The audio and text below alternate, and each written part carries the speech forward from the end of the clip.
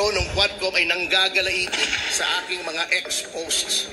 Ang daming banat kay Chinky Luistro. Ang daming banat sa akin lingkod. So it's our time to get even. No? And this is what Atty. Topacio is saying. You know, he is trying to appear like he is a young brat when he is actually a very good lawyer. And he is a friend even at this committee. I do not know why he has been saying things against us. At parang binabalaan pa tayo. I just wish to add to the manifestation of the Honorable Abante that the reposting done by Yes Yes Yo, which we believe belongs to Atty. Topacio, constitute an act of contempt because that constitutes disrespect to the members of this committee. At parang binabalaan pa tayo na mali daw yun na nagpo-post ako tungkol sa kanila. Kung doon ko sila binastos, pakulong nila ako. Kung minura-mura ko sila roon, pakulong nila ako. But outside of the house, what business have they in at taking me to task for exercising my freedom of expression? Eh kung ganyan yung mga yan, if they're coming after me, they may be coming after you later. Akala yata nila silang batas. Number 2, yung last hearing po, nagsalita si Congressman Fernandez na kung ano-ano, na very unseemly for a public official. Alam mo, pahabain niya ang kaso para at least makuha lahat ng pera mo. Okay. Sige, thank you. Wala kang karapatang magsalitang ganun. Kaya yung wag daw sundin yung abogado niya, kasi gusto lang magtagal yung kaso para makuha lahat ng pera niya. At tama ba yun? Kayong magtanong sa sarili nyo, tama ba yun for any person, especially a public official, para gawin mo yun? Kaya nga. By that alone, you are undermining the right to counsel because you are trying to destroy the bond, the sacred bond between lawyer and client. Bago sasabihin pa nila, wrong advice, hindi po tama yun eh. Kung talagang naniniwala si Congressman Dan Fernandez sa sinasabi niya, I challenge him. Huwag doon mo sa loob ng committee hearing sabihin where you are protected by the cloak of parliamentary privilege. Di kita pwedeng galawin doon. Kaya nga. Tayo sa labas. Dan, doon mo ulitin para wala kang parliamentary privilege.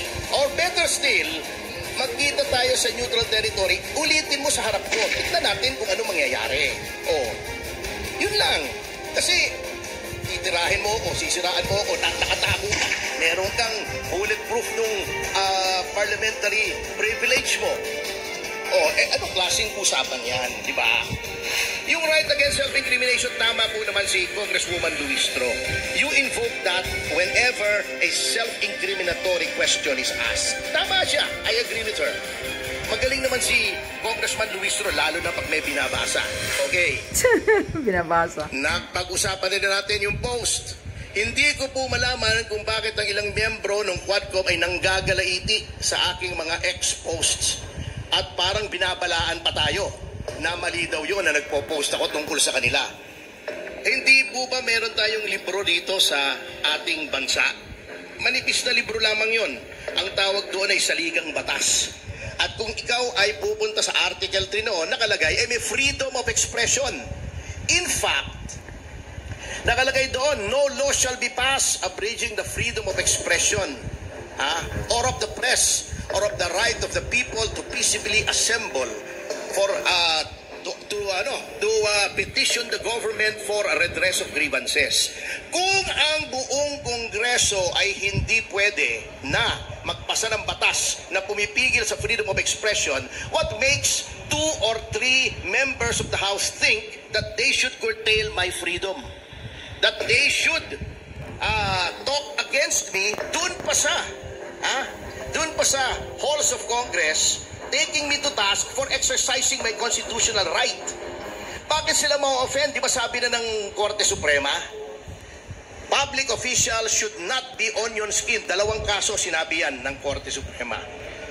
Sabi ng ating civil code, pronouncements of the sabi ng ating civil codes, pronouncements of the Supreme Court are part of the law of the land. Mambabatas ka.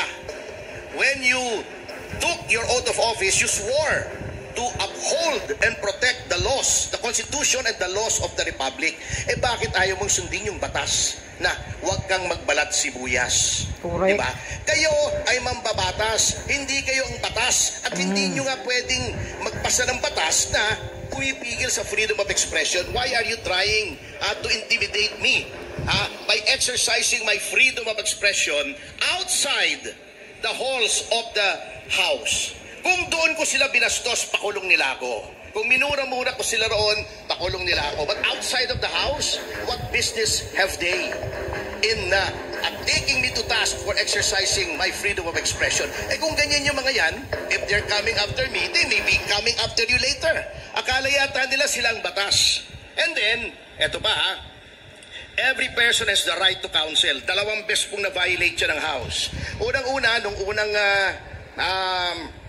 session, kailan ba yun? Yung unang lumabas si Ms. Cassie Leong, noong ayaw nila akong palapitin sa aking kliyente just because they cannot get the answers that they want. Correct. Sabi po nila, ako daw ang sumasagot. Ganyan yan sila. Yung kliyente ko. Eh, siyempre, yun ang role ng counsel. Tama. Tingnan nila yung sarili nilang rules. Kaya nga. It seems that it's Attorney Topacio answering. So I think we should. No, I've been watching you, and you've been whispering. So can we please give the resource person the opportunity to answer truthfully? Attorney Topacio, may we ask you to refrain from answering in behalf of your client? So, Cassie, ikaw ang sumagot. Okay? Yes. Thank you. Attorney Topacio, with all due respect, I mean, I don't mean no offense to you, but it's just that let's allow the resource person the freedom to Kaya explain wala talaga her sa hulog side itong and mga to congressman. explain how she's involved or not involved in this situation, because this is her opportunity to clear her name. Thank you very much, Mr. Chair. The counsel should advise the client. Tapos sinasabi nilang ini-invoke daw yung right to remain silent upon my advice. Eh siyempre, abogado ako, ina-advise ko siya. Correct. The right to be silent is in the Constitution. Ano unang trabaho mo sa buhay mo? Pasensya na po ulit. I refuse to testify po. Saan ka nag-college? This will not incriminate you. It will po. What? Ang tinatanong ko, saan ka nag-college? I refuse to. Sabi mo, Pilipina ka, di ba? Did you study in the Philippines? I refuse po to testify po.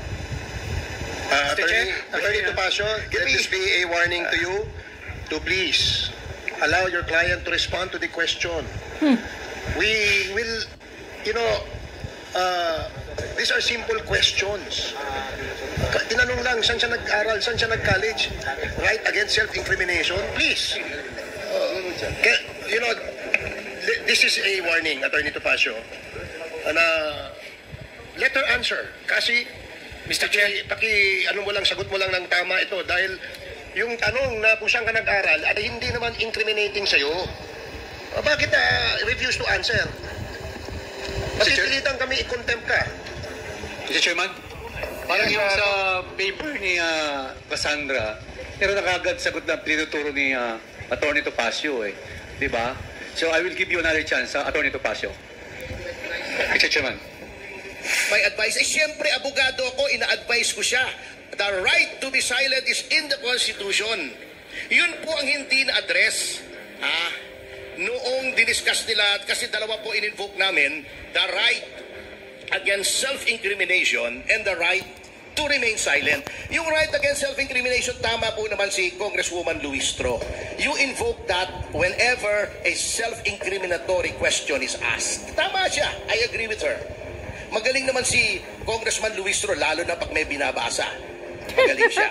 Pag nagbasa, magaling Yung right to remain silent, absolute po yun. Hindi mo pwedeng pwersahin, takutin, ibuli, ibambusel, lokohin ang isang tao na magsalita regarding the commission of a crime.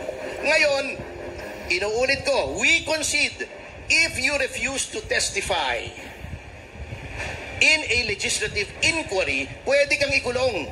Sinasabi na nga po namin, ikulong nyo na because we are invoking our right to remain silent. Absolute po yun.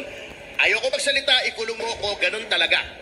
Pareho yun ang karapatan ng isang tao sa ng mamamayan, meron ding power ang legislature. Hindi po tayo magtatalo doon. Ngunit for you to isolate the council against your own rules, bago, para matakot yung witness magsalita, sabihin yung gusto mong sabihin, foul po yun. Number 2, yung last hearing po, wala ako kasi nasa Davao po ako. Nagsalita si Congressman Fernandez na kung ano-ano, na very unseemly for a public official. Kaya yung wag daw sundin yung abogado niya, kasi gusto lang magtagal yung kaso para makuha lahat ng pera niya. At tama ba yun? Kayong magtanong sa sarili nyo, tama ba yun for any person, especially a public official, para gawin mo yun? By that alone, you are undermining the right to counsel because you are trying to destroy the bond, the sacred bond between lawyer and client. Kaya nga. Binibigyan mo ng duda just because sumusunod yung tao sa advice of counsel na yung waiver na pinangako namin ay binawi namin. I-explain ko kung bakit namin binawi yung waiver. Kasi po, nung sinabi namin mag-execute kami ng waiver, the next day, ang Department of Justice ay nag-file ng 84 cases of money laundering against Miss Cassandra Leong, among others. Ano pong pruweba ba pag money laundering? Hindi ba yung movement ng funds sa bangko?